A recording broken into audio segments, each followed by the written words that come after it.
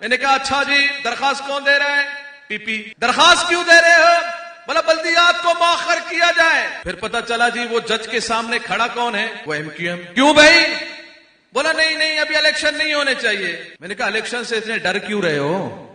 چلو پی پی نے سوچا کراچی میں ہماری دال تو گلنے والی نہیں ہے، ہم ایم کیو ایم کو اپنا بغل بچہ بنا لیتے ہیں۔ اب یہ لوگ اپنے وہم میں، اپنے خیال میں، اپنے سوچ میں، سمجھ میں یہ سمجھنے لگ گئے کہ اب پی پی اور ایم کیو ایم جب آپس میں یہ لوگ مل گئے اب بلدیات میں کامیابی ہوگی۔ میں نے کہا اب بھی آ جاؤ۔ میں نے کہا اب بھی آ جاؤ، مگر ان کو ڈر ہے، خوف ہے، دہشت ہے ان کے اوپر۔ ابھی بھی انہوں نے کہا نہیں ایم کیو ایم کے جو دوسرے دھڑے ہیں نا ان کو بھی ہمیں ملانا ہے۔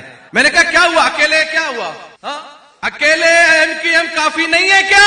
بولا نہیں پی ایس پی کو بھی ملانا ہے۔ میں نے کہا ملا لو۔ بولا فاروق ستار کو بھی ملانا ہے۔ میں نے کہا ملا لو۔ میں نے کہا ٹھیک ہے تمہاری طاقت مضبوط ہو گئی۔ بولا ہاں ہماری طاقت مضبوط ہو گئی۔ میں نے کہا کتنی طاقت ہے تمہاری؟ بولا پی پی بھی ادھر ہی ہے، ایم کیو ایم بھی ادھر ہی ہے، پی ایس پی بھی ابھی ادھر ہی ہوگی، اور دوسری جماعت ہے وہ فاروق ستار بھی اور وہ دوسرے تیسرے سب یہاں جمع ہوں گے۔ میں نے کہا اگر تمہارے اندر سیاسی بصیرت ہے، سیاسی قوت تمہاری بن گئی ہے تو اب بھی ہم تمہارے ساتھ اکیلے لڑنے کو تیار ہیں۔ مگر مجھے یقین ہے تم اب بھی الیکشن سے بھاگو گے، اب بھی تم بھاگو گے، اب بھی تم سوچو گے۔ تمہیں پتا ہے کہ یہ لبیک والے ہیں، ان کے سامنے گولیاں جب کام نہیں کرتی تو ایم کیو ایم کیا کام کرے گی؟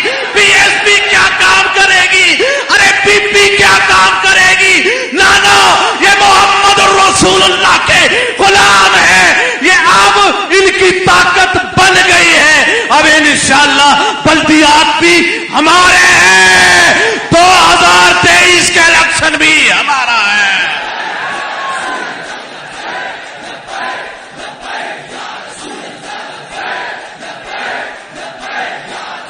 سانو تو فخر ہے اس ہوتے کہ اسی ممتاز قادری نال کھڑے ہیں۔ سانو اس گل تے فخر ہے قیامت تک تے قبر وچ تے حشر تک کہ اسی فیض آباد بیٹھ کے رسول اللہ دی ختم نبوت تے پہرا دے اور رہے گا یوں ہی ان کا